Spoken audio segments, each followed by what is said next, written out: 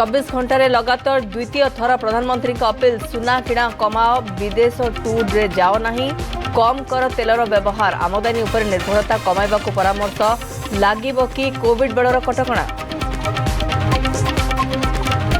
आसाम रे आज मुख्यमंत्री भाव शपथ ग्रहण करेंगे हिमंत विश्व शर्मा। कार्यक्रम में सामिल हेबे प्रधानमंत्री और एनडीए शासित राज्यर मुख्यमंत्री।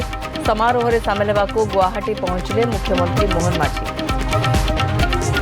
बंगोपसागर सृष्टि लघुचाप क्षेत्र आसंता 48 घंटे घनीभूत होगा संभावना। अंडमान को आगेब मौसुमी पाणीपाग विभाग पूर्वानुमान।